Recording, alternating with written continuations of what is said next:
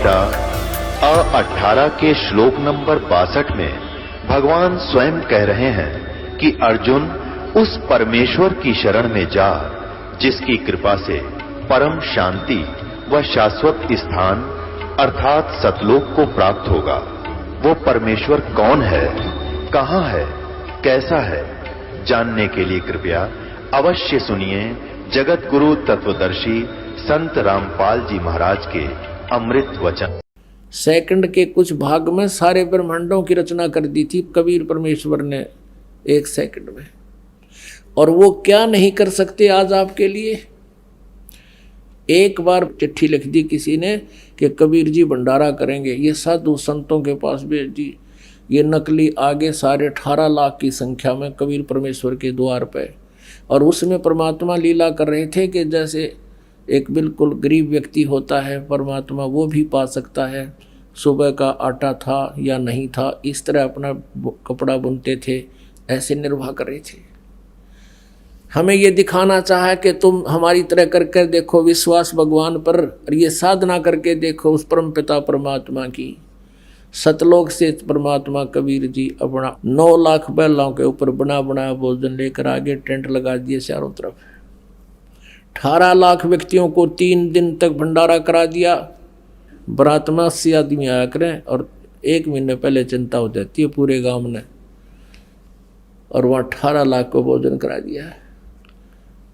तो आपका हमारा जो रोजगार समय पर टूक, ये कोई बड़ी बात नहीं मालिक के लिए, लेकिन हमें वो विधि नहीं प्राप्त जिससे परमात्मा ऐसे लाभ दे सकता है। अब आपको दिखाते हैं श्रीमद् भगवत गीता। ये श्रीमद् भगवत गीता गीता प्रेस गोरखपुर से प्रकाशित है। जयदयाल गोविंद का इसके अनुवादक है। और देखिएगा अध्याय नंबर 16 का और श्लोक नंबर 23। अध्याय नंबर 16 श्लोक नंबर 23। जो पुरुष, जो व्यक्ति शास्त्र विधि को त्याग कर अपनी इच्छा से मनमाना आचरण करता है वह न सिद्धि को प्राप्त होता है, न परम गति को, और न सुख को ही। 24 में क्लियर कर दिया। अध्याय नंबर 16 का श्लोक 23। इससे तेरे लिए कर्तव्य और अकर्तव्य की व्यवस्था में शास्त्र ही प्रमाण है। ऐसे जानकर तू शास्त्र विधि से नियत कर्म ही करने योग्य है। अब परमात्मा ने कहा कि आप श्री सतगुण विष्णु जी और तमगुण शिव जी की पूजा करते हो। गीता जी में इन तीनों गुणों की, रजगुण ब्रह्मा, सतगुण विष्णु, तमगुण शिव जी की पूजा करने वालों को मूर्ख कहा है। अब लाला जी था, कितने क्या दिखाऊं, देखो। अब परमात्मा ने कहा डट जा, तेरे तन्ने ना देखना हो, मैं दिखाऊंगा। ये देखिएगा श्रीमद् भगवत गीता अध्याय नंबर 7 को आपके रूबरू कराते हैं इस पवित्र सदग्रंथ का। ये देखिएगा अथ 7वां अध्याय 7वां अध्याय। इसमें पहले मंत्र में आप देखिएगा, हे पार्थ, अनन्य प्रेम से मुझ में आसक्त चित्त तथा अनन्य भाव से मेरे प्राण होकर योग में लगा हुआ तू जिस प्रकार से संपूर्ण विभूति एवं बल समग्र यानी पूर्ण रूप से मुझको संशय रहित जानेगा, उसको सुने। जो कहता ही बताऊंगा, ऐसा ज्ञान दे दूंगा तने, फिर और ज्ञान की आवश्यकता नहीं।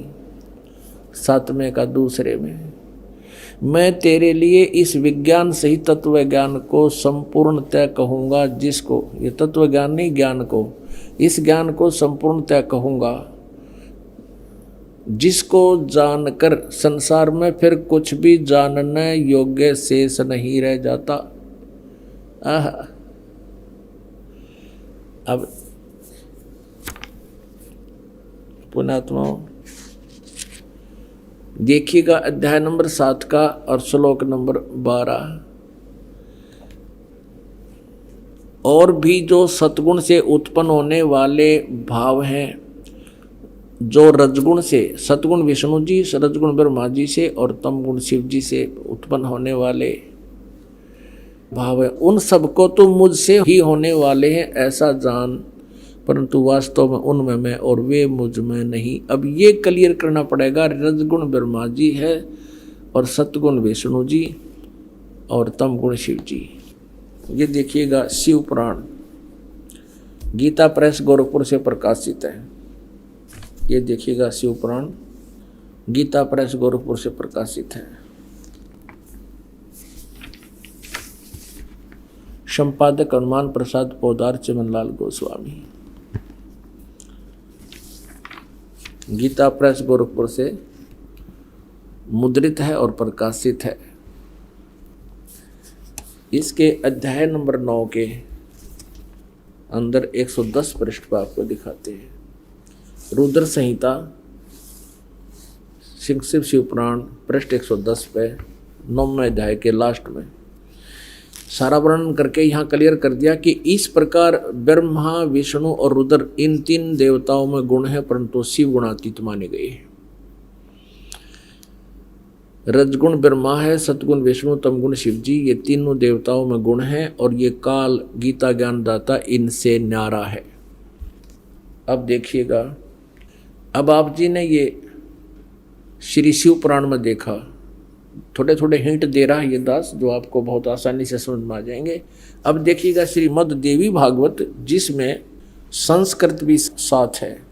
श्रीमद् देवी भागवत हिंदी टीका सहित भाग 1, और ये कहाँ से प्रकाशित है? अथ श्रीमद् देवी भागवत सभाष्टिकम सहमात्यम, खेमरा श्री कृष्ण दास प्रकाशन, बम्बई 4। इसके तीसरे सकंद पर हम आते हैं। अथ श्रीमद् देवी भागवते भाषा टीका युक्ते, तृतीय सकंद है प्रारंभते।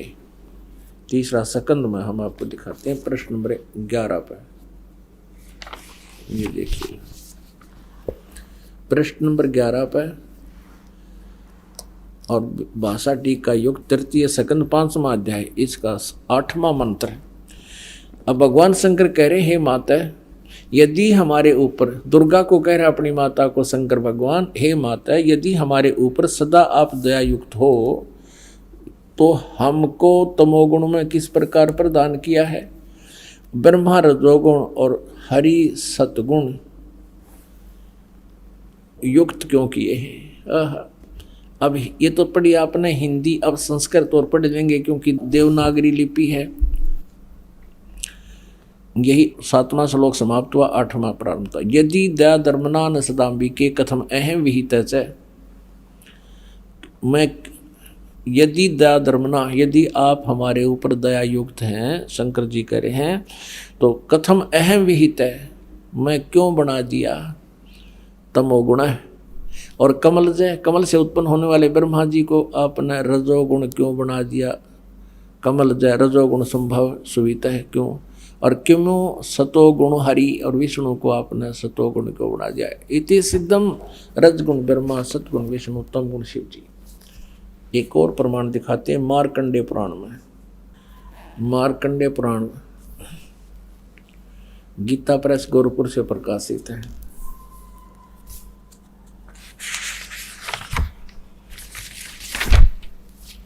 गीता प्रेस गोरखपुर से प्रकाशित है। इनका अनुवादक कोई नहीं है, ये प्रकाशक है। देखिए इसके 123 पृष्ठ पे संक्षिप्त मार्कंडेय पुराण 122, ये 123 पृष्ठ पे यहाँ लिखा है, रजोगुण प्रधान ब्रह्मा, तमोगुण प्रधान रुद्र और सत्व प्रधान विश्वपालक विष्णु है।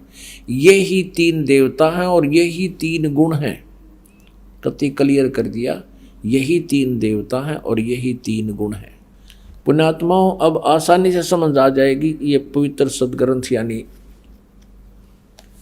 श्रीमद् भगवत गीता। अब फिर देखिएगा श्रीमद् भगवत गीता अध्याय नंबर 7 और श्लोक नंबर फिर देखिएगा 12। अध्याय नंबर 7 का श्लोक नंबर 12 अब आपको पढ़ के सुनाते हैं। और भी जो सतगुण से उत्पन्न होने वाले भाव, सतगुण माने विष्णु जी से सती थी और भाव है दो, रजगुण ब्रह्मा जी से और तपगुण शिव जी से। क्लियर हो गया कि रजगुण ब्रह्मा जी हैं, सतगुण विष्णु जी हैं और तमगुण शिव जी। इनसे जो कुछ भी हो रहा है सृष्टि स्थिति और संहार, उन सब को मुझसे ही होने वाले हैं ऐसा जान। क्योंकि ये काल को 1 लाख मानव शरीरधारी प्राणी खाने का श्राप लगा हुआ है, इसका निमित्त यही है। और ये कहता है परंतु वास्तव में उनमें मैं और वे मुझ में नहीं हैं। ये ब्रह्मा विष्णु महेश से न्यारा है, अलग है, चौथा इनका पिता है। अब 13 में स्पष्ट कर दिया। गुणों के कार्य रूप सात्विक, राजस और तामस, इन तीनों प्रकार के भावों से यह सारा संसार प्राणी समुदाय मोहित हो रहा है। इन तीनों गुणों से परे रजगुण ब्रह्मा, सतगुण विष्णु, तमगुण शिव जी से परे मुझ अविनाशी को नहीं जानता। है सीधा स्पष्ट हो गया कि ब्रह्मा विष्णु महेश से अलग है ये काल ब्रह्म।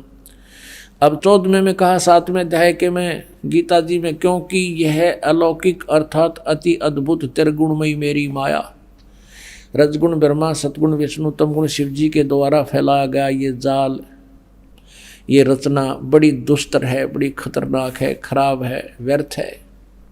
जो पुरुष केवल मुझको निरंतर भजते हैं वे इस माया को उल्लंघन कर जाते हैं, यानी इन तो ऊपर उठ जाते हैं। ब्रह्मा विष्णु महेश से अधिक ब्रह्म की साधना से लाभ मिलता है।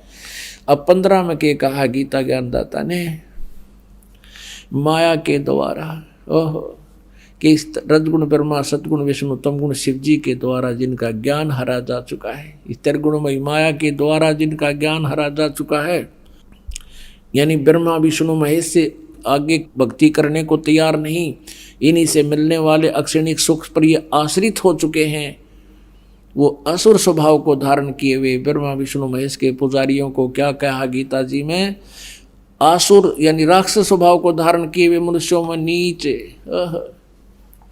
दूषित कर्म करने वाले मूढ़ लोग यानी मूर्ख लोग मुझको नहीं भजते। अपने आत्माओं, जिसको परमात्मा चाहिए, अब ज्ञान इतना स्पष्ट हो चुका है कि अब वो चूक नहीं सकता। अब धर्मदास जी बहुत ध्यान से सुन रहे हैं और प्रत्यक्ष प्रमाण देख भी रहे हैं। अब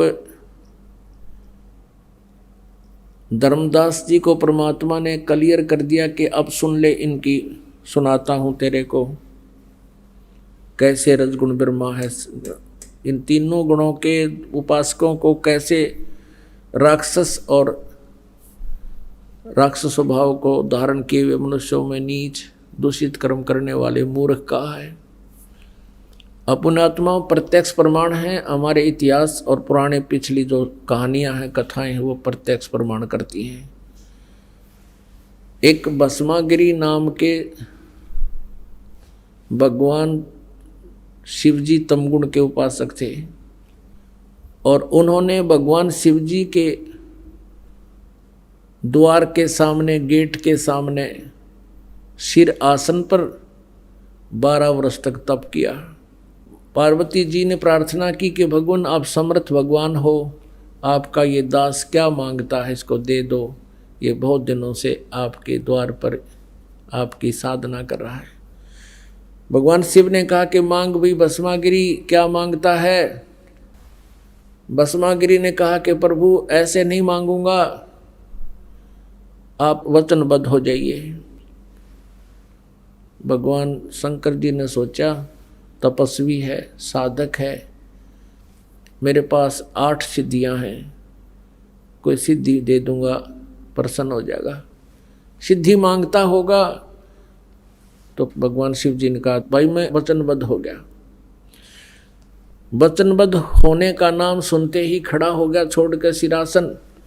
बस उस भस्मागिरी ने कहा कि प्रभु आपके हाथ में जो ये कड़ा है, ये कड़ा मुझे दे दे।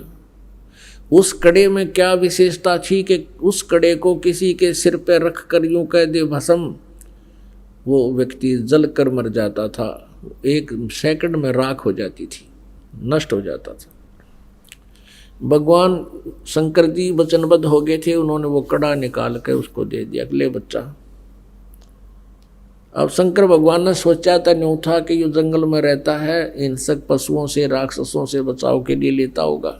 भस्मागिरी का उद्देश्य क्या था कि इस भगवान शंकर को मारूं और पार्वती को पत्नी बनाऊं।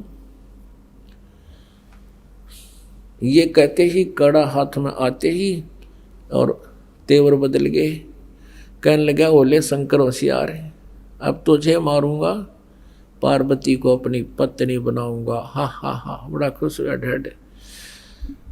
अब शंकर भगवान ने सोचा ये तो भाई सचमुच एकदम त्योड़ी बदल गया, कहते रह कर रहा था।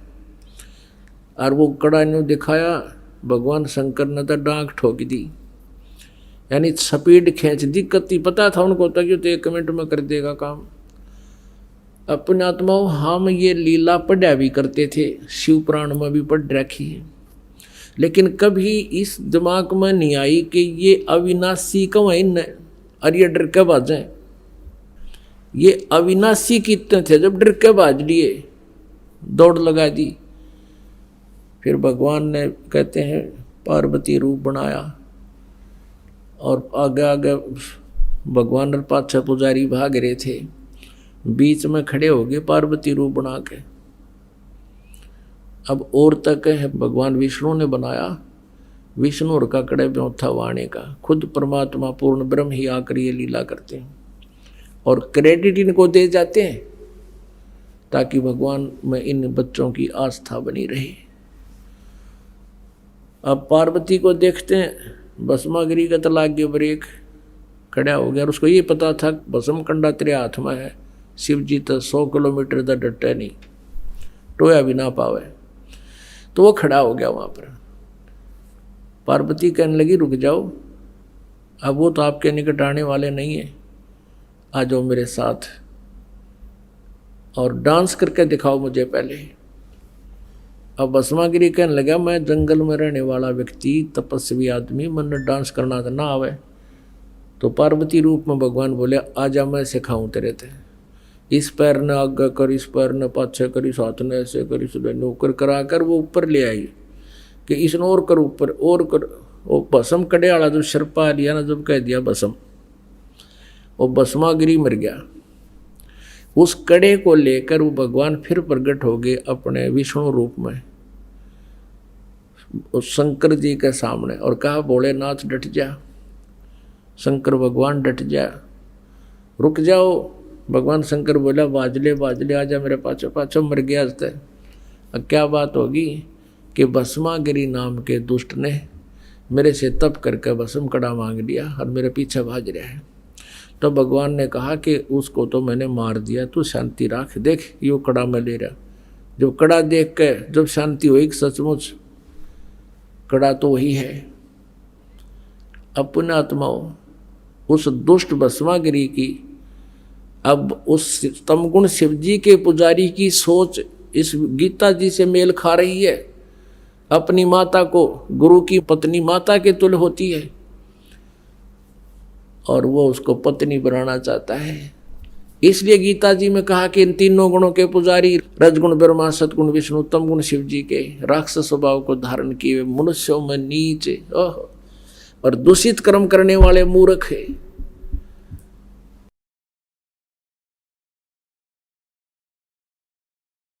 की भक्ति करी थी और ऐसी भक्ति करी थी एक और अन्य पुजारी शिव जी के साथ जन्म नहीं कर सकते, यहाँ से तलवार मार कर और उनके चरणों में समर्पित कर दिया था।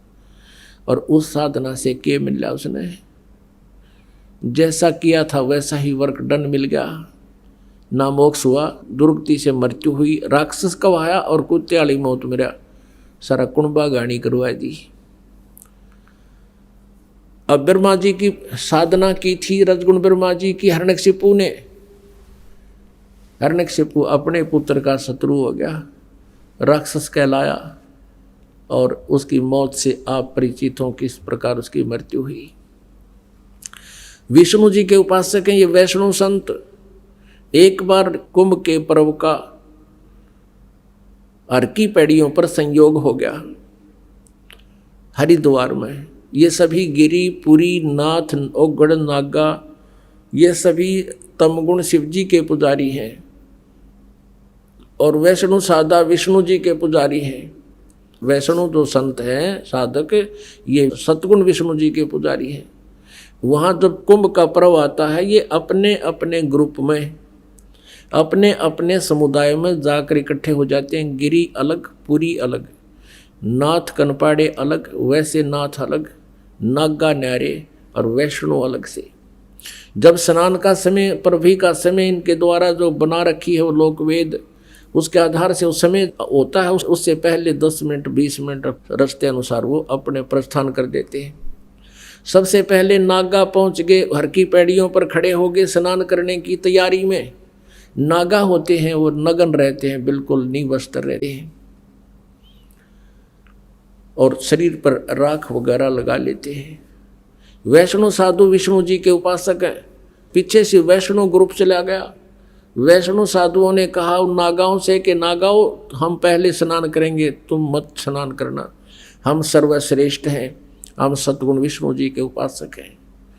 अब नागाओं ने कहा कि नहीं, हम सर्वश्रेष्ठ हैं, हम त्यागी और वैरागी, नी वस्त्र हैं, हम नी इच्छा हैं, हम वस्त्र भी धारण नहीं करते हैं, हमें कोई किसी से लेना देना नहीं है, हम सर्वश्रेष्ठ हैं, प्रथम हम स्नान करेंगे। अब वैष्णु साधु कहने लगे कि नहीं, हम श्रेष्ठ हैं, हम सर्वप्रथम स्नान करेंगे, तुम काहे के श्रेष्ठ हो। नागाओं से कहने लगे, तुम सरड फिरड टट्टी के हाथ भी ना धोते, पशु की तरह नंगे फिरते हो, बाहर मरो, पहले हम नहावांगे, बाहर आओ। अब वो नहाना स्नान करना तो भूल गए। आपस में उसने उसका जुट पकड़ लिए बाल, और उसने उसके गुट्टम गुट्टा, बुड़कम बुड़का, तलवार निकाल लाई, सीधी काट करद मारन लगे तलवार से, तीर से, पता नहीं किस किस प्रकार वहाँ कत्लेआम मचा दिया। 25,000 ये त्रिगुण उपासक आपस में लड़का मर गए। उसके विषय में परमेश्वर ने कहा है कि तीर तुपक तलवार कटारी जमदड़ जोर बदावे हैं, हर पैड़ी हर हेत न जाना वाजा करद चलावे हैं, काटे शीस नहीं दल करुणा ये जग में साध कमावे हैं, जो जन उनके दर्शन को जावे उनको भी नरक पठावे हैं। कहते हैं हर पैड़ी हर हेत नहीं जाना और वहां जाकर चलावे हैं। 25,000 ये त्रिगुण उपासक कटका मर गया आपस में। कहते काटे शीस नहीं दल करुणा, एक दूसरे का गर्दन काट रही है, साधु को हमें इनका दया भी को नहीं। तो वही गीता जी बता रही है कि इन त्रिगुणमयी माया के द्वारा, यानी रजगुण ब्रह्मा सदगुण विष्णु तमगुण शिव जी से मिलने वाले इस अस्थायी लाभ सिद्धि साधियों में ये अपना जीवन विनाश करने वाले राक्षस स्वभाव को धारण करने किए हुए मनुष्यों में नीच और दूषित कर्म करने वाले मूर्ख मेरी साधना भी ना करते। अब धर्मदास जी ये बात सुन रहा है और कति हृदय में गड़ रही है कि बात तो सारी सच्ची कहे महात्मा जी, लेकिन ये अभिमान, ये अभिमान और पुराना ये रंग हजारों वर्षों का हमारा चढ़ा हुआ। अब परमात्मा कहते हैं गुरुआ गाम बिगाड़े संतो गुरुआ गाम बिगाड़े, ऐसे कर्म जीव कला दिए ईब जड़े नहीं जाड़े।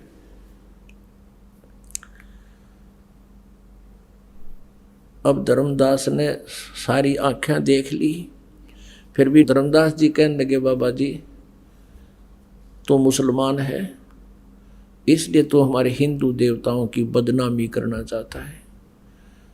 और सुन ले, उद्देश्य ये था कहने का कि तुम मांस खाते हो, मुसलमान हो। और धर्मदास जी कहता हम जीव हिंसा नहीं करते, हम औरों की तरह जीव हिंसा नहीं करते। और आगे से मेरे से इस टॉपिक पर बात मत करिए बाबा जी, बस फाइनल कह दिया।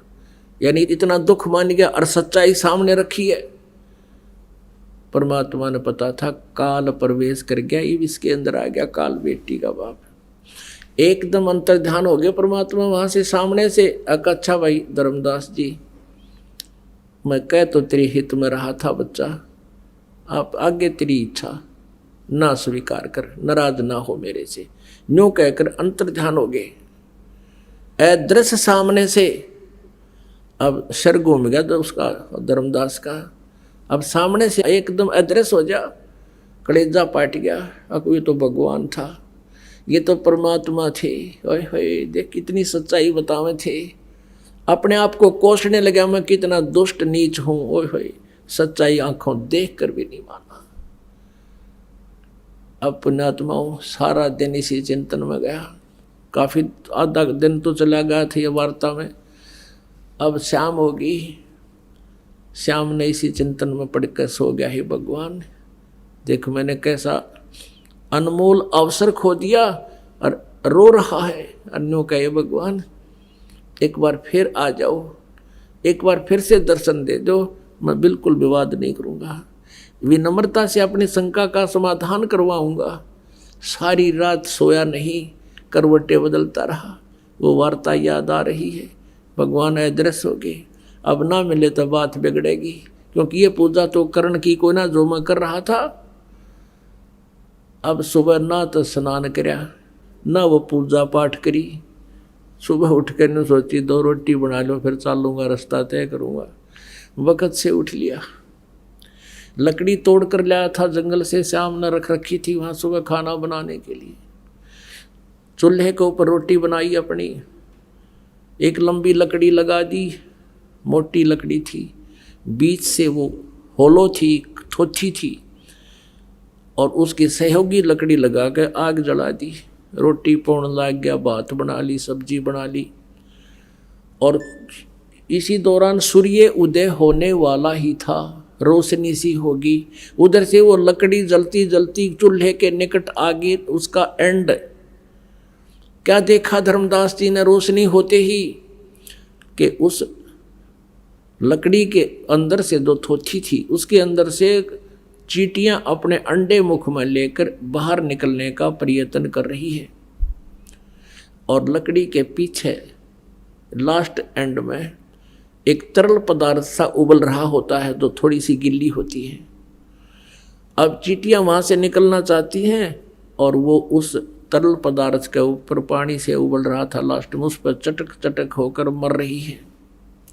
आगे से अग्नि में जल रही है। अब धर्मदास जी ने सोचा, हे भगवान, आज तो नाश हो गया कति, आज तो घोर पाप हो गया भगवान। इतनी लंबी लकड़ी थी या, और अब इसमें जलते जलते या 1 फुट की रहेगी, इसमें तो करोड़ों चींटियां मर गई जल के। एकदम कांप गया सारा, लोटा पानी का डाल दिया, जितनी सब्जी रोटी बनी थी बन गई, बुझा दी आग तुरंत। अब रोने लग गया बैठ के कि भगवान, इतना पाप है, आज तो ढेर ला लिया मैंने पाप का। फिर सोचा कि इसका कैसे प्रायश्चित करूं।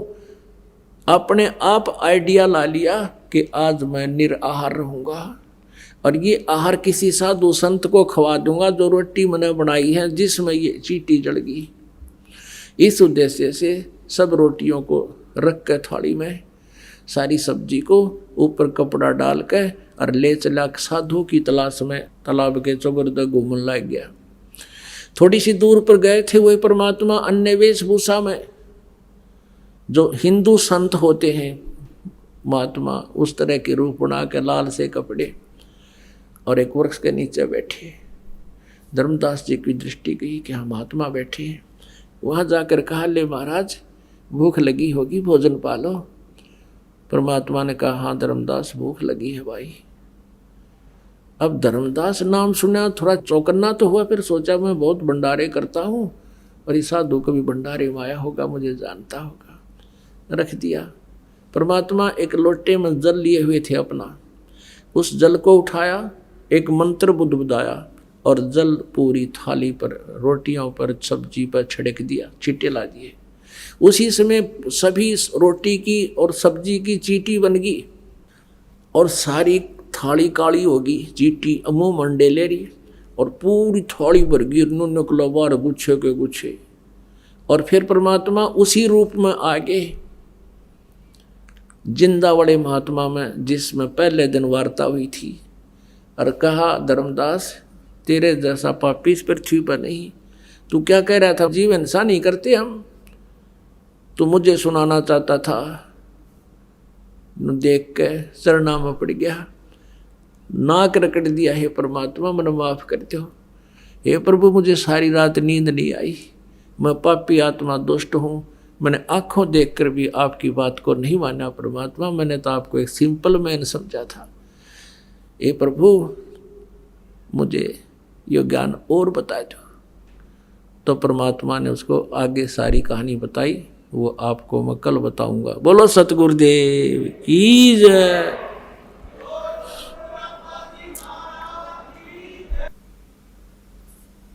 परम पिता परमेश्वर पूर्ण ब्रह्म कबीर देव जी, कबीर परम अक्षर ब्रह्म, ये पूर्ण परमात्मा है, सारी सृष्टि के रचनहार हैं। ये वही परमेश्वर हैं जो बनारस में, काशी में, भारत की पवित्र भूमि पर सन 1398 में एक शिशु रूप धारण करके सतलोक से आके प्रकट हुए थे। लहर तारा नामक तालाब के अंदर विकसित कमल के फूल पर परमात्मा नवजात शिशु के रूप में प्रकट हुए। उनका उद्देश्य यहाँ आने का यही होता है कि इस काल के द्वारा फैलाए गए भ्रम जाल को और आध्यात्मिक ज्ञान को समाप्त करो।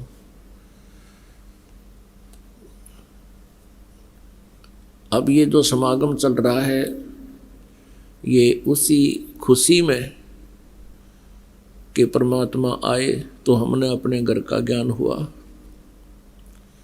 उस परमेश्वर ने आकर ही हमें ये ज्ञान दिया कि तुम यहाँ के रहने वाले नहीं हो, ये तुम्हारा लोक नहीं है, या तुम बहुत कष्ट उठा रहे हो, तुम काल के जाल में फंसे हो और ये काल एक खलनायक की तरह तुमसे डील कर रहा है,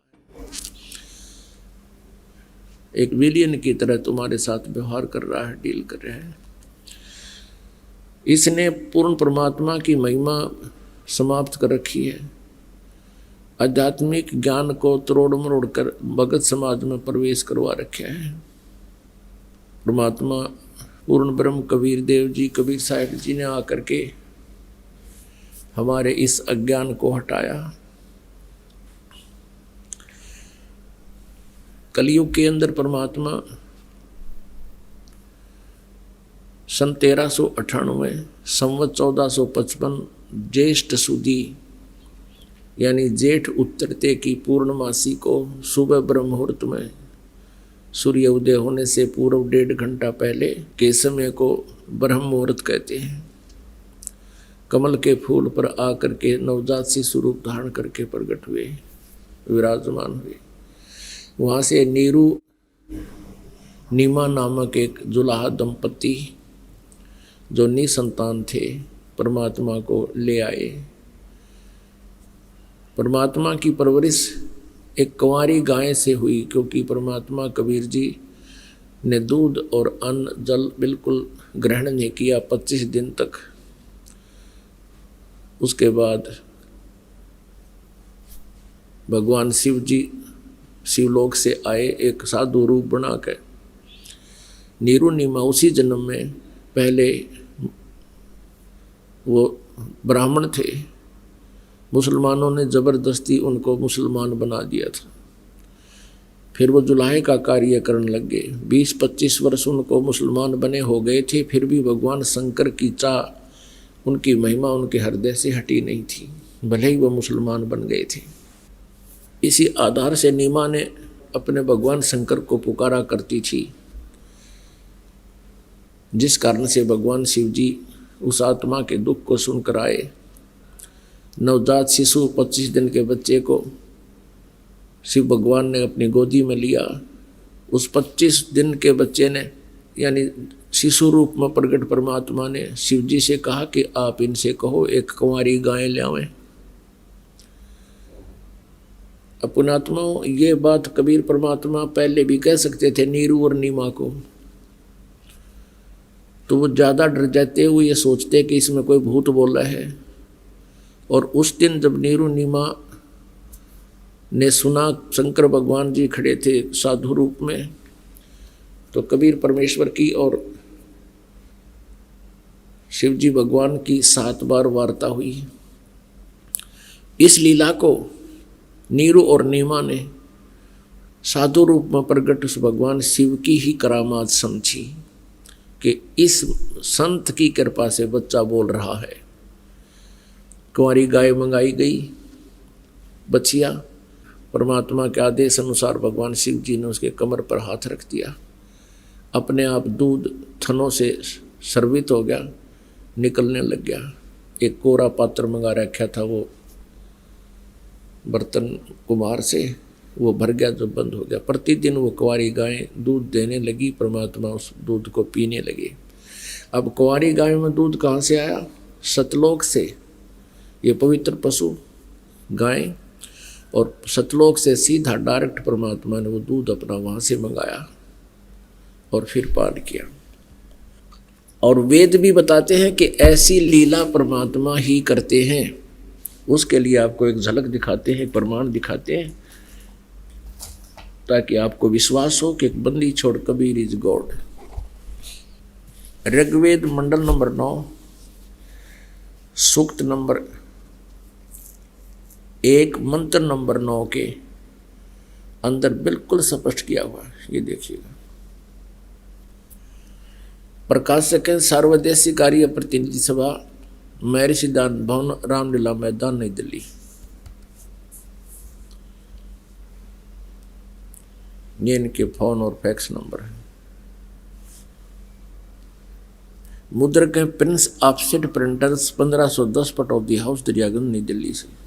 ऋग्वेद मंडल नंबर 9 सूक्त नंबर 1 मंत्र नंबर 9, इसमें स्पष्ट लिखा हुआ है अभि अधन्या, अभि इमम अधन्या उत्सृणंती धेनव, धेनव माने गाय, शिशु माने बालक रूप में प्रकट परमात्मा को, सोमम इंद्राय पातवे। ये लिखा है कि इनका अनुवाद उस सोम स्वभाव वाले श्रद्धालु पुरुष को, पुरुष माने परमात्मा को। देखो थोड़ी सी ये गड़बड़ कर गए, क्योंकि ये परमात्मा को निराकार मानते रहे अज्ञानतावश, इसलिए इन्होंने यहाँ भगवान नहीं लिखा, जबकि ये इसी सूक्त मंडल नंबर 9 सूक्त नंबर 1 के मंत्र नंबर ये आपको सारे दिखाते हैं। ये 9वें मंडल का प्रथम सूक्त का प्रथम मंडल, इसमें लिखा है हे सोम स्वभाव परमात्मा, यानी परमात्मा की महिमा चल रही है। फिर देखिएगा मंत्र नंबर 2, हे परमात्मन आप। हमने ये देखना है कि इसमें परमात्मा की जानकारी है। और मंत्र 3 में हे परमात्मन, मंत्र 4 में हे परमात्मन आप, और मंत्र 5 में हे परमात्मन आप, और मंत्र 6 में हे परमात्मन तुम्हारे। और यहाँ बिजली गिर गई इन पर, क्योंकि इन्हें पता लगा कि आगे बात बिगड़ेगी। जब भगवान लिख दिया था उस पुरुष को, पुरुष माने परमात्मा वो है, उस परमात्मा को ये लिखना था। अब 8वें में स्पष्ट है परमात्मा साकार है, यहाँ भी लिख दिया उस पुरुष को, उस परमात्मा को लिखना था। उग्र गतियाँ प्रेरणा करती हैं और भासमान शरीर को, यानी तेजोमय शरीर को वह पुरुष, वह परमात्मा प्राप्त होता है। उग्र गतियाँ माने एक ऐसी परिस्थितियाँ हो जाती हैं जो परमात्मा स्वयं आते हैं, हाहाकार मच जाती है, और तब आकर के वो यथार्थ ज्ञान देते हैं, तब शिशु रूप धारण करते हैं वो परमात्मा। ये देखना आगे। ये ऋग्वेद मंडल नंबर 9 सूक्त नंबर 1 मंत्र नंबर 8 में आपने देखा परमात्मा तेजोमय शरीर धारण करता है, और वो तिर धातु, वो 3 प्रकार से दूसरों का कल्याण करने वाला मधुमय शरीर मिलता है, दूसरों का वारण यानी कल्याण करने वाला ये मधु शरीर प्राप्त 3 प्रकार से रूप धारण करते हैं। एक तो ऋग्वेद मंडल नंबर 9 सूक्त नंबर 1 मंत्र नंबर 8 में स्पष्ट कर दिया कि वो परमात्मा एक तेजों में भासमान यानी नूरी शरीर, एक सुंदर शरीर धारण करके आता है, और उसको वो 3 प्रकार से शरीर है उस मालिक का, 3 रोल में रहता है। एक रोल में एक प्रकार से तो वो सतलोक में अपने निज स्थान पर स्थायी रूप में रहते हैं, जहाँ उनकी एक रोमकूप की शोभा करोड़ सूर्य मिला दे, करोड़ चंद्रमा उनसे भी अधिक पड़े। ये प्रथम प्रकार। दूसरा प्रकार ये है कि वो परमात्मा प्रत्येक युग में के प्रारंभ में एक शिशु रूप धारण करके प्रकट होता है और लीला में तरीके से वो धीरे धीरे बड़े होते हैं, फिर अपना ज्ञान प्रचार करते हैं, उस यथार्थ ज्ञान को अपनी प्यारी आत्माओं को देते हैं। और तीसरा प्रकार ये है कि वो कभी भी किसी समय अन्य रूप धारण करके, जैसे धर्मदास जी को मिले एक जिंदा रूप बनाकर, नानक साहिब जी को मिले एक जिंदा रूप बना के, गरीबदास जी को मिले लगभग 200-250 वर्ष के बाद, सतलोक जाने के 200-250 वर्ष के बाद गरीबदास जी महाराज को छुटानी में मिले जिंदा रूप बना के। ऋग्वेद मंडल नंबर 9 सूक्त नंबर 1 और मंत्र नंबर 8 में स्पष्ट किया है कि उस परमात्मा को उग्र गतियाँ प्रेरित करती हैं। ऐसी परिस्थिति आ जाती है पूरे विश्व में हाहाकार मच जाता है, कहीं शांति नाम की चीज़ नहीं होती, तो वो परमात्मा फिर उनको सुख देने के लिए ऐसा मंत्र जाप बताने के लिए जिससे उनको शांति मिले और जिसके लिए वो भटक रहे होते हैं वो वस्तु मिले, तो कहते हैं उग्र गतियाँ उस परमात्मा को प्रेरित करती हैं। फिर वो परमात्मा एक सुंदर शरीर धारण करके सुंदर शरीर को प्राप्त करता है। और ये अनुवाद कर रहे खुद, और सारे डंडोरा पीटे भगवान निराकार है, भगवान निराकार है। और ये स्पष्ट कर रखे को 3 प्रकार के शरीर धारण करता है। ये देखिएगा, फिर देखिएगा इस पर पवित्र सदग्रंथ को, पवित्र वेदों को। ऋग्वेद मंडल नंबर 9 सूक्त नंबर 1 और मंत्र नंबर 8 में आप देख रहे हो, उस परमात्मा को, उस पुरुष माने प्रभु को, उस परमात्मा को उग्र गतियाँ प्रेरणा करती हैं, यानी विशेष परिस्थितियाँ हो जाती हैं, भयंकर परिस्थितियाँ हो जाती हैं, उसको प्रेरणा करती हैं।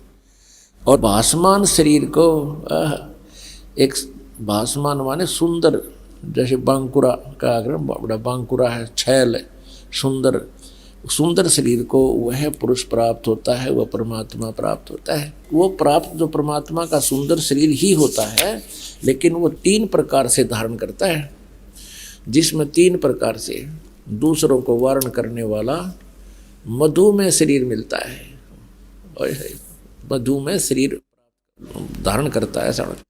अब ऋग्वेद मंडल नंबर 9 सूक्त नंबर 1 मंत्र नंबर 9 में स्पष्ट किया है कि उस सोमम माने अमर पुरुष को, उस सोम स्वभाव वाले पुरुष को यानी परमात्मा को, जो शिशु रूप में, शिशुम, इन्होंने शिशुम का जिक्र यहाँ कर दिया, कुमार अवस्था में। शिशु माने बालक रूप में प्रकट परमात्मा को सब प्रकार से अभी अधन्या, अधन्या माने बिना दनाई, गायों के बारे में, जो गायें, जो जिसको बैल नहीं लगा हो उसको बिना धनाई कहते हैं। और अभी अधन्या यानी पूर्ण रूप से कंवारी गायें, गौवें, इन्होंने लिखा सब प्रकार से अहिंसनीय गौएं, ये होता सब प्रकार से यानी कंवारी, पूर्ण रूप से कंवारी गायें से तृप्त करती हैं उस परमात्मा को जो शिशु रूप में प्रकट होता है।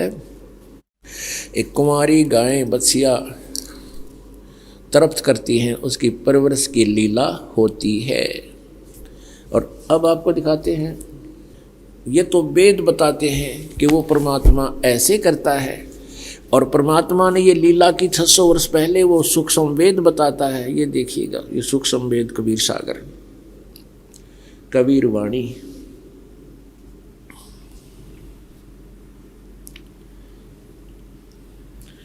खेमरा श्री कृष्ण दास प्रकाशन बम्बई, कबीर सागर, ज्ञान सागर, प्रथम खंड, कबीर पंथी, भारत पथिक, स्वामी युगलानंद बिहारी द्वारा परिष्कृत। मुद्रक एवं प्रकाशक हैं खेमरा श्री कृष्णदास, अध्यक्ष श्री वेंकटेश्वर प्रेस, खेमरा श्री कृष्णदास मार्ग, मुंबई। इसके देखिएगा 74 पृष्ठ पे ज्ञान सागर। अब सुन दुल्हा मन भयो आनंदा, जिमी चकोर पायो निशी चंदा। अब पुत्र को प्राप्त करके कहते हैं जुलाहा वो नीरू खुश हुआ। ले सुत चले हरस मन कीना, बच्चे को लेकर चल पड़े खुशी खुशी से। अरतासों पुन अस बोल ही लीना, सुत काशी को ले चले लोग देखण तय आव, अन्न पानी बखे नहीं जुल्हा शोक मनावे। कुछ खाता पीता था नहीं और वो जुल्हा यानी नीरू बड़ा दुखी हुआ। तब जुल्हा मन कीन दीवाना, रामानंद सो कही उत्पाना। मैं सुत पायो बड़ गुणवंता, कारण कौन बखे नहीं संता। रामानंद ध्यान तब धार्या, जुल्हा को तब वचन उचार्या। पूर्व जन्म मत ब्राह्मण जाति, हर सेवा की नी भलीभांति। कुछ तुव सेवा हरि की चूका, ताते भयो दुल्हे का रूपा। प्रीति प्रभु गही तोर लीना, ताते उद्यान में सुत तो ही दीना। अब रामानंद ने कहा भगवान राजी होकर तेरती पुत्र दे दिया। हे प्रभु जस कीनो तस पायो, आरत हो तो दर्शन आयो। सो कहिए उपाय गुसाई, बालक अक्षुदावंत कुछ खाई। ये भूखा है कुछ खावा, इसी तरीका बताइए। रामानंद अस युक्ति उचारा, तुम सुत कोई ज्ञानी अवतारा। उसने बताया कि तुम्हारा बेटा कोई आम व्यक्ति नहीं है, ये कोई विद्वान पुरुष का अवतार है। बछिया जाही बैल नहीं लागा, सोले ठाड करो ते ही आगा। कि एक बछिया ले आओ जिसका बैल ना लग गया हो, अर्थात जो कभी भी नए दूध ना हुई हो, दढ़ाई ना हो, यानी बैल ने टच ना करी, अर्थात कंवारी। दूध चले ते थनते दूध धरो छिपाई, अक्षुदावंत जब होवे ता कह देव खवाई। जुल्हा एक बछिया ले आवा, चलो दूत को मरम न पावा। चलो दूत जुल्हा हरसाना, राख छिपाई काहू नहीं जाना। अब यहाँ थोड़ा सा ये, क्योंकि ये बहुत 600 वर्ष हो गए इस ग्रंथ को, और कुछ अनाड़ियों ने अपने हिसाब से उसको यहाँ लिखना था। वो दूत रूप में शंकर भगवान आए थे। इस में थोड़ी सी इन्होंने वैसे कुछ काट पीट कर दी अपने हिसाब से, प्रकरण कट गया या छपने में कोई त्रुटि होगी। यहाँ लिखा है कि फिर वो दूत चला गया। दूत कौन था? वो भगवान शंकर जी स्वयं आए थे। इसकी पुष्टि गरीबदास जी के माध्यम से कबीर परमेश्वर ने करवाई है। अपनात्मा पूरा विश्व इस बात को मानता है कि चारों वेद बहुत ही सत्ज्ञान युक्त हैं और उसमें परमात्मा की महिमा विस्तार से लिखी हुई है, और जो उसमें लिखा वो सच्ची है, सत्य है। तो इसमें वही लिखा है कि परमात्मा ऐसी लीला करता है, ऐसी लीला किसी भी अन्य महापुरुष ने नहीं की जिनको हम परमात्मा की श्रेणी में गिनते थे। ऐसी लीला केवल उस दानक कबीर ने, जुलाहे कबीर ने, जो बनारस में 120 वर्ष रहे और तत्व ज्ञान प्रचार किया। अपनी महिमा आप बताकर चले गए तो वो स्वयं परमात्मा थे। हमने सबसे पहले ये पहचान करनी है कि भगवान कौन है और कैसा है, वो कहाँ रहता है, उसके पाने की कौन सी विधि है। इस चीज़ से तो हम परिचित हैं, इसलिए हम प्रेरित हैं कि परमात्मा दुखी जीव को घना सुख देता है और निर्धन को भी धन का ढेर लगा देता है, अंधे को आंखें देता है, बांझ को पुत्र दे देता है। तो इसलिए हम परमात्मा की खोज में फिर रहे हैं। तो वो परमात्मा कबीर देव है, अपनी महिमा आप बताई, आप आरती आप सजे, आप किगर आप बजे, आप ताल झां झनकारा, आप नचे आप देखण हारा। कहे कबीर ऐसी आरती गाऊं, आपा माहे आप समाऊं। अपने आत्माओं वो हमारा पिता है सभी आत्माओं का। और इस काल भगवान ने सतलोक में गलती की थी जिस कारण से, और हमने भी गलती की थी जिस कारण से हमें निष्कासित करना पड़ा। और अब इस काल ने परमात्मा को दुखी करने के लिए, सताने के लिए उसके बच्चों को इतना दुखी कर रखा, कैर तोड़ रखे।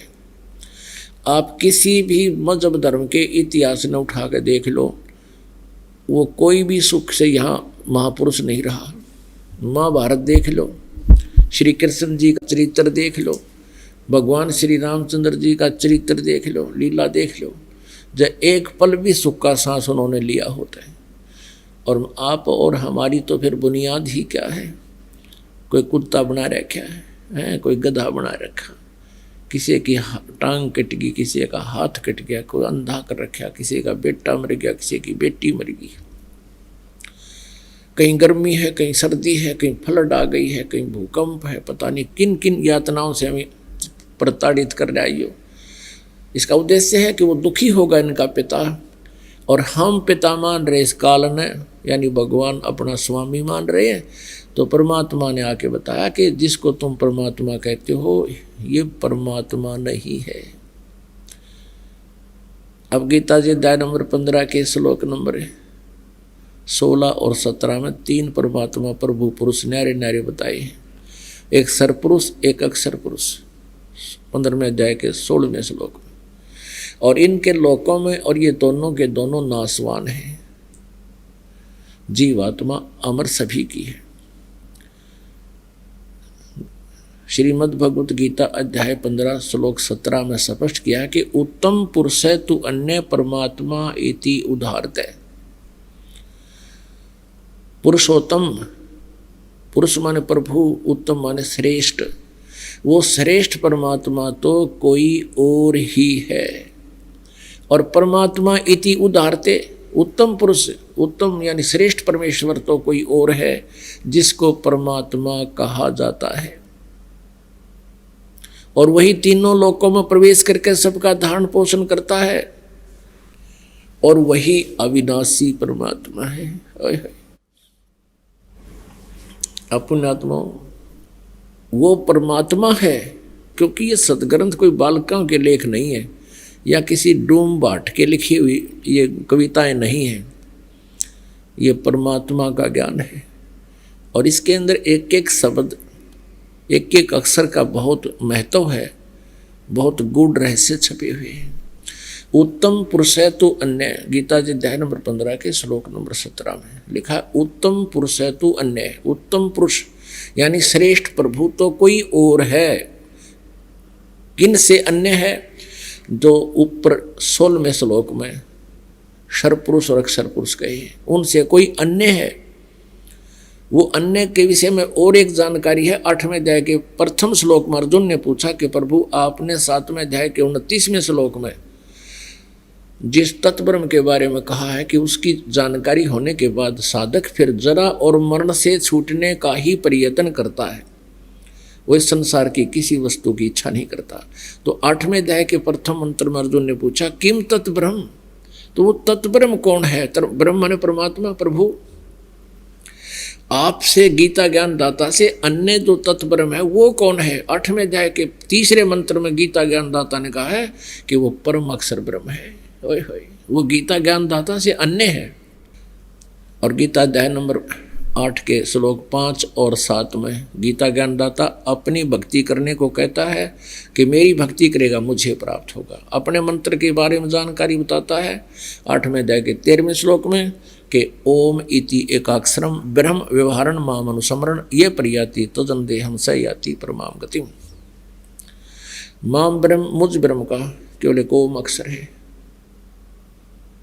और जो इसका उच्चारण करता हुआ अंतिम सांस तक शरीर छोड़कर जाते समय सिमरण करता है, तो मेरे वाली ओम से मिलने वाली जो सतिथि है, लाभ है, उस परम गति को ये प्राप्त हो। 17वें अध्याय के 23वें श्लोक में कहा कि उस परम अक्षर ब्रह्म को पाने के लिए 3 अक्षर के मंत्र का निर्देश है। ओम तत्सत इति निर्देश है ब्रह्मण त्रिविध समर्थ है।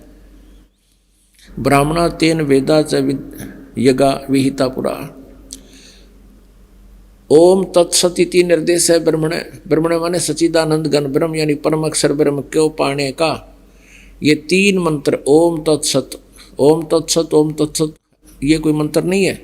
ओम तो ब्रह्म का, तत् और सत ये सांकेतिक शब्द है, कोड वर्ड है। ये दास बता सकता है इस पृथ्वी पर, और दूसरा कोई अधिकारी नहीं इनको बताने का। तत् ये अक्षर पुरुष का मंत्र है, सांकेतिक ये दास बताएगा, वो मंत्र और है। और सत ये परम अक्षर ब्रह्म का।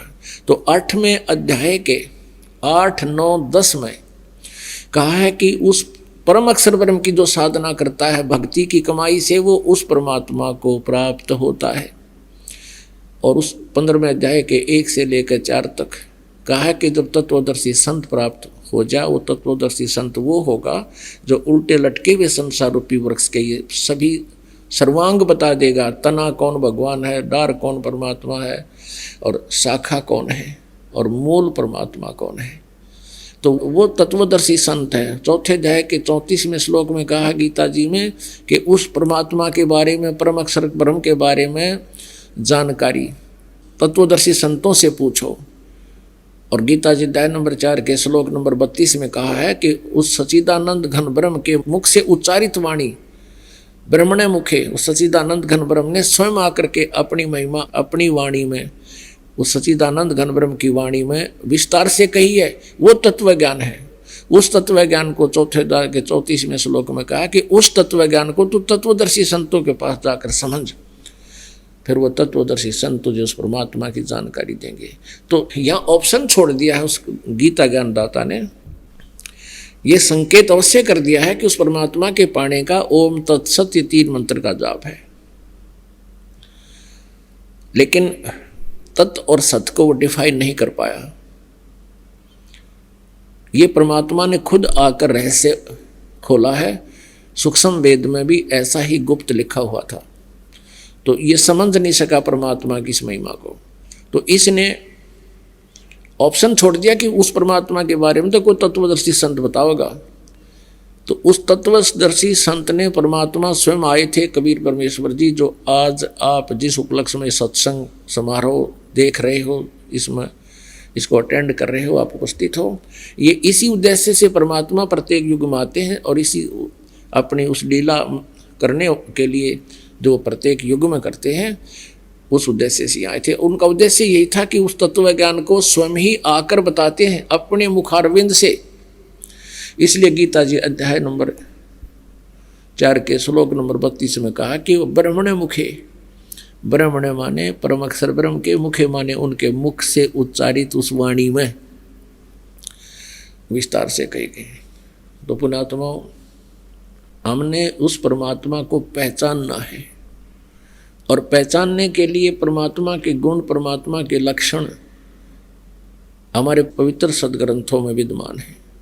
इन पवित्र सदग्रंथों को हमारे पूर्वज नहीं समझ सके, क्योंकि वो अक्षर ज्ञान नहीं रखते थे। अक्षर ज्ञान केवल एक वर्ग रखता था, ब्राह्मण वर्ग, वही महर्षि कहवाते थे, वही जो है ना ब्राह्मण कहलाते थे, वही गुरुपद पर होते थे। अब उन ब्राह्मणों का उद्देश्य बुरा नहीं था, उद्देश्य तो यही था कि हम सदग्रंथों को समझें और अन्य समाज को ज्ञान बताएं, वो भक्ति करें, और वो ऐसा ही करने लगे। लेकिन इस काल ने गीता जी अध्याय नंबर 7 में कहा है कि अर्जुन, इन बलवानों का बल और बुद्धिमानों की बुद्धि मेरे हाथ में है, जब चाहे ऑन करूं, जब चाहे मैं ऑफ कर दूं। तो इसने सबकी बुद्धि को ऑफ कर रखा था, और सभी इस सदग्रंथों में स्पष्ट लिखा हुआ भगवान साकार है, फिर भी ढिंढोरा पीटे भगवान निराकार है। तो ये बुद्धि ऑफ थी, और इसके विषय में परमात्मा ने कहा, कबीर परमेश्वर ने, मोती मुक्ता दर्शत नाही, ये जग है सब अंदरे, दिखत के तो नैन चश्म, इनको फिरा मोतिया बंदरे। है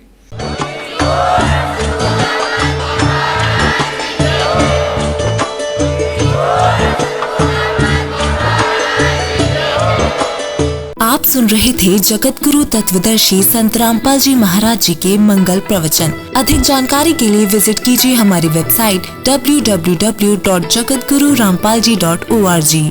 संत रामपाल जी महाराज जी के शुभ आशीर्वाद से पूरे विश्व भर में 500 से भी ज्यादा नाम दीक्षा केंद्र हैं, जिन पर संत रामपाल जी महाराज जी द्वारा ऑनलाइन निशुल्क नाम दीक्षा दी जा रही है। अपने नजदीकी नाम दीक्षा केंद्र का पता करने के लिए संपर्क करें 8222880541।